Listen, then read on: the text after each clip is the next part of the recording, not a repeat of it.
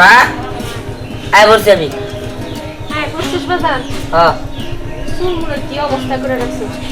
আমি তোর জন্য না পাশের বাড়ি থেকে একটু শ্যামাই আর চিনি আনছি তোর আমি এখনই রান্না দিতেছি তুই ঘরে যা বল হ্যাঁ আমি এখনই রান্না তোর নিকে নিয়ে আইতাছি না না তুমি এগুলো কি কও ঈদের একটা দিন খালি শ্যামাই চিনি খামো আমি গরুর মাংস খাম না বাজার তুই তো জানোসই আমাকে দিন আইনা দিন খাইতে হয় এই সময় আমি গরুর মাংস কই পাবো তুই পাগলামি করিস না আমি তোর একটু শ্যামাই রান্না দে ওইটা একটু মুখে দে না আমি শ্যামাই খাম না আমি গরুর মাংস খামো খামুই আমার বন্ধু বান্ধবরা কুরবানি দিছে কুরবানি তো দিবারই পারবে না হ্যাঁ সমাজ থেকে দুইটি মাংস আনবা তাও পারো না হ্যাঁ আমার কি গরুর মাংস খাইতে মন চায় না আমার কি ভালো পোশাক পরতে মন চায় না ঈদের একটা দিন এই 1 বছর আগে যে গেঞ্জি কিনা দিছে না এরা এই আন্তরি পরি আন্তরি শুরু হয় তারপরেও পরি এই লুঙ্গিও আন্তরি পরি হ্যাঁ ঈদের দিনে পাঞ্জাবি পরে প্যান্ট শার্ট পরে কত আমি ঘুরবার যায় নতুন কাপড় চোপড় পরা আর আমি বাড়তে বই রাখি তাও একটু গরুর মাংস দিয়ে ভাত খাওয়া যাইছি না মানুষের বাড়িতে এসে আমি চিনি আয়না দিছি এই নাই রান্না দিয়ে নাই খা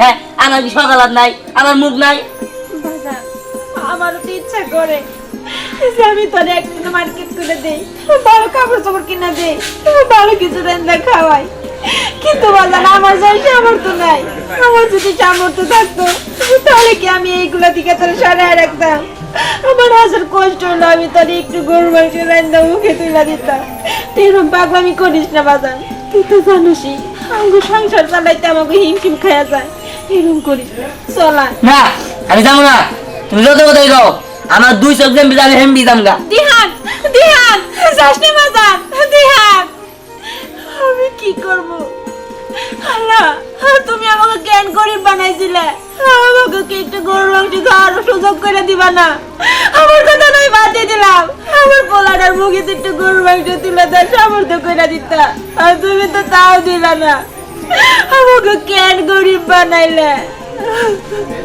স্নেহা তুই আমাদের বাসায় এসেছিস আজকে তোকে যেতে দিব না কালকে যাবি আজকে বিকালে আমরা ঘুরবো খাবো ফিরবো অনেক এনজয় করবো ওকে আচ্ছা ঠিক আছে আরে সেটা আবার বলতে হবে নাকি কত বছর পরে আমি তোদের গ্রামে আসলাম এবার তা আমি কিছুদিন তোদের সাথেই থাকবো স্নেহা তুমি তো আমাদের বাসায় থাকবি খাওয়া দাওয়া যা কিছু লাগে তোরা আমি দিমু আরে না তোদের বাসায় কেন থাকবে স্নেহা আমাদের বাসায় থাকবে আর স্নেহা কি বললে তুই অনেকদিন গ্রামে থাকবি তাহলে আমাদের দুইজনের বাসায় শেয়ার করেই থাকবি আচ্ছা ঠিক আছে এবার চল আমরা গ্রামটা একটু ঘুরে দেখি ওকে চল আয়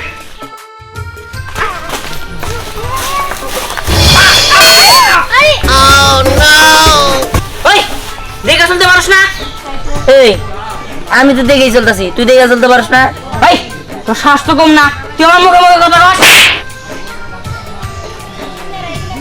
প্রথম তুই আমার ঈদের দিন মারলি ভাই তুমি কথা হবি না আমি তোর বন্ধু না তুই আমার নাম ধরে রাখবি না দেখ তোরে বাবরস কেন হয়তো একটু না দেখে দেখা লাগতেই পারে তাই তুই বলা আমার ঈদের দিন মারবি তোরে মারছে একদম ঠিক কাজ করছিস ছোট লোকের বাচ্চা জানে কোনাগার হাফসানা তুই কি কইতেছস আগে তো আমরা সবাই মিলে একসাথে খেলাধুলা করতাম তুই না আমাকে বাড়িতে যাইতে আমার ডাকার জন্য তুই না আমার ভালো একটা বান্ধবী আছিলি আর আজকে বোতল আমার মারলো তুই ওর লোকে সাই দিলি তো কি করবো তোর মতো ছোট লোকের দেখতে ইচ্ছা করে না যাই এখান থেকে ফালতু জন করে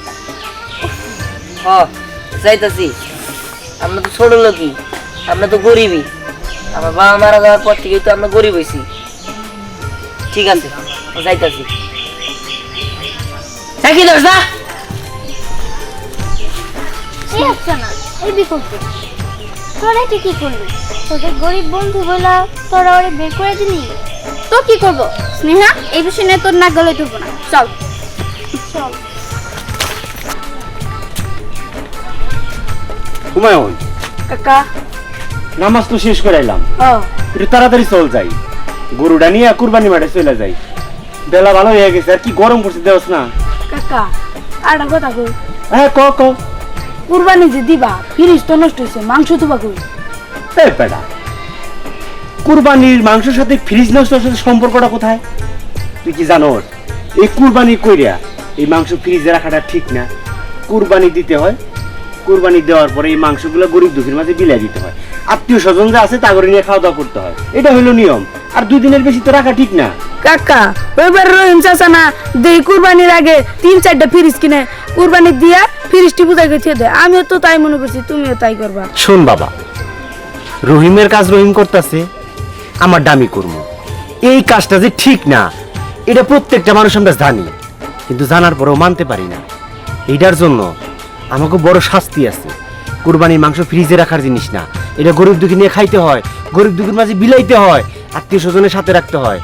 এগুলা না করলে এটা বড় গুনাহ হইব। চল কথা না পরে কামের দিকে যাই। বুঝতে পারছি কাকা, চলো।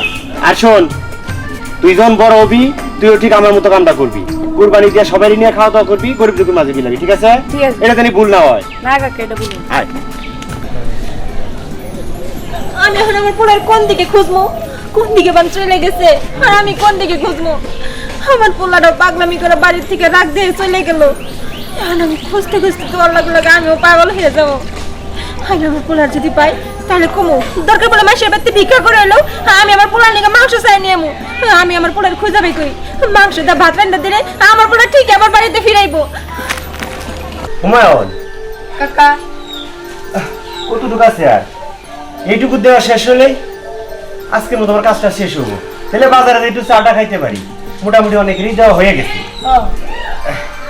তো কেউ তেমন আইতেছে না। আর কতক্ষণ নিয়ে বসে থাকবো? কি রে মা, সারাদিন কই কই ঘুরতাছ? আরে না না আঙ্কেল, এদিক দিয়ে ঘুরছিলাম আর কি। আচ্ছা ঠিক আছে মা, আমি বুঝতে পারছি। তা মা তোরা কই কই ঘুরলি? তুই তো এর আগে কখনো আসোস নাই, তোরা তো মানুষজন ভালো করে চিনেও না। ঘুরে কি মজা পাইছস? না না আঙ্কেল, অনেক মজা করেছি। আচ্ছা ঠিক আছে, যেহেতু অনেক মজা করলি, তুই তো এবার কি বললি? না না আম্মু, আমি এবার মামা বাড়িতে ঈদ করবো, মামা বাড়িতে ঈদ করবো।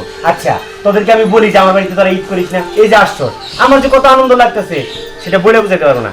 কিন্তু তোর মা তো আসলো না। মা মা আমাকে এখানে পাঠাতে চেয়েছিল না, তাও আমি জোর করে এসেছি। আর তুমি কিভাবে ভাবলে যে মা আসবে? ঠিক আছে, তুই জোর করে আসছিস, ভালো হয়েছে। প্রতিবারই এসে এখানে ঈদ করবি, কেমন? আচ্ছা ঠিক আছে আঙ্কেল। আচ্ছা ঠিক আছে, তোরা ভিতরে যা ফ্রেশ ফ্রেশ হ। তোর মামির রান্না মনে হয় শেষ হয়ে আসছে, যা। আচ্ছা ঠিক আছে আঙ্কেল, এই চল। আমার একটু তো মাংস দেন না স্যার, কতদিন মাংস দেওয়া ভাত খাই না। আচ্ছা ঠিক আছে ঠিক আছে, আমি দেব। এই লো।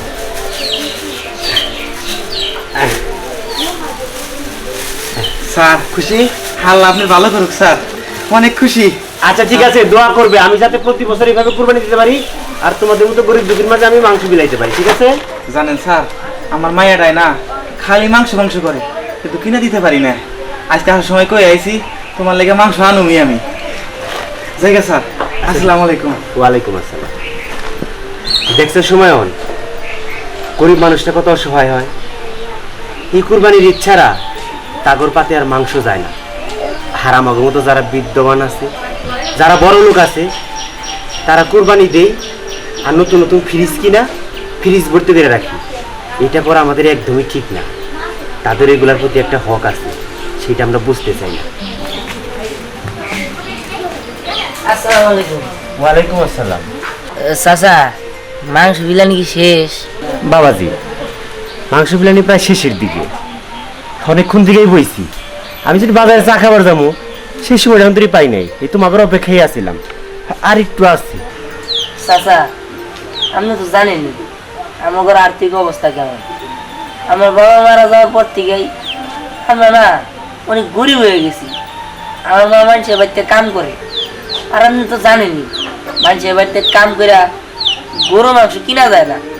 ঈদের একটা দিন, আমরা যদি একটু গরু মাংস না খাইতে পারি মনটারে কেমনে সান্ত্বনা দিব? এ বাবাজি, থামো থামো, তুমি কি তাইরের পোলা? হ চাচা। ও, আমি চেহারাটা মনে করতে পারতাছি না, ভুল লাগেছি গা। শোনো বাবাজি, তোমার ভাবে আমার বন্ধু আছিল, আমরা একসাথে লেখাপড়া করছি, একসাথে চলাফেরা করছি, খুবই ভালো একটা মানুষ আছিল। জানো কি বাবাজি, ভালো মানুষরা এই দুনিয়ায় বেশি দিন বাইসা থাকে না। তোমার বাবার কথা আমার মাঝে মধ্যেই মনে পড়ে, আমার খুব খারাপ লাগে। আর তুমি আমার যে কথাগুলো কইতেছো শুনে তোমার ভিতরটা কেমন আটকে উঠলো। আরে বাবাজি, এইভাবে বলতে হয়, এটা তো আমার দায়িত্ব।